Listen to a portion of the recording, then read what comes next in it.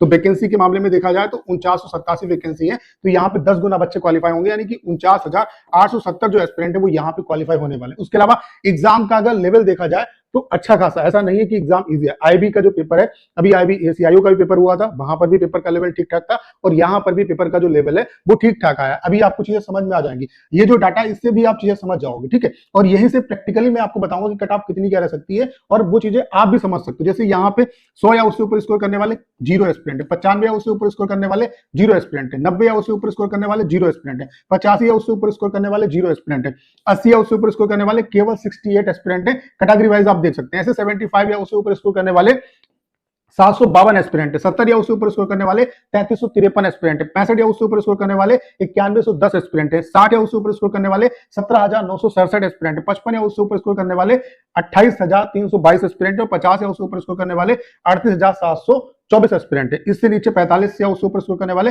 48111 aspirant है। आपको पता है कि यहाँ पे 49,870 जो एस्पिरेंट है वो यहाँ पे मेंस के लिए क्वालिफाई होंगे, यानी कि टियर 1 क्वालिफाई करेंगे। तो अभी क्या है कि 1 लाख के आसपास एस्पिरेंट का डाटा है, तो ये 50 या उससे ऊपर स्कोर करने वाले 38,724 एस्पिरेंट है। क्योंकि क्या है कि रैंक मित्रा पे, ये रैंक मित्रा का डाटा मैं आपको दिखा रहा हूं, तो इसका जो कंप्लीट क्रेडिट है वो रैंक मित्रा को जाता है। तो अगर आपने अभी तक अपना स्कोर कार्ड चेक नहीं किया है तो चेक कर लीजिए। यहाँ पे क्या होता है कि जो अच्छा एस्पिरेंट है, जिसके मार्क्स ठीक ठाक होते हैं, जिनके सिलेक्शन की प्रोबेबिलिटी रहती है, वही अपने मार्क्स चेक करते हैं। तो आप ये मान के चलिए कि जब ये डाटा मान लेते हैं 2 लाख या 3 लाख का होगा तो इसमें फ्लक्चुएशन आएगा, लेकिन उतना नहीं आएगा। तो हम मान लेते हैं कि 50 स्कोर करने वाले जो एस्पिरेंट हैं वो इतने होंगे। क्योंकि अभी 38,700 है, तो जब और डाटा बढ़ेगा तो 50 या उससे ऊपर स्कोर करने वाले 49,800 जो 70 एस्पिरेंट जो हमें चाहिए वो यहाँ पे इस रेंज में हमें मिल जाएंगे। यानी कि यहां से हमें ये पता चलता है कि यूआर, ओबीसी और ईडब्ल्यूएस की जो कट ऑफ है वो 50 से आपकी ऊपर ही रहेगी, 50 या उससे ऊपर ही रहेगी। यानी कि जिन भी एस्पिरेंट का मोटा मोटी यूआर, ओबीसी, ईडब्ल्यूएस कैटेगरी से 50 से ऊपर मार्क्स बनना है, तो मेरे हिसाब से उनके सिलेक्शन की अच्छी खासी अपॉर्चुनिटी है।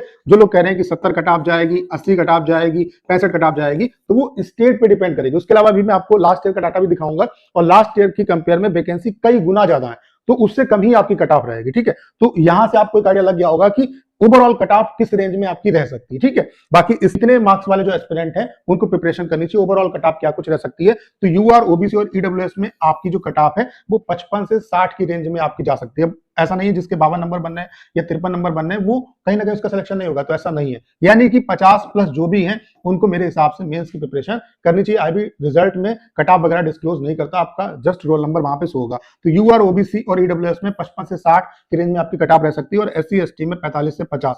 ये अगर आपका इस रेंज में मार्क्स बनना है तो कहीं ना कहीं मेरे हिसाब से आपको मेंस की प्रिपरेशन में अच्छे तरीके से लग जाना चाहिए।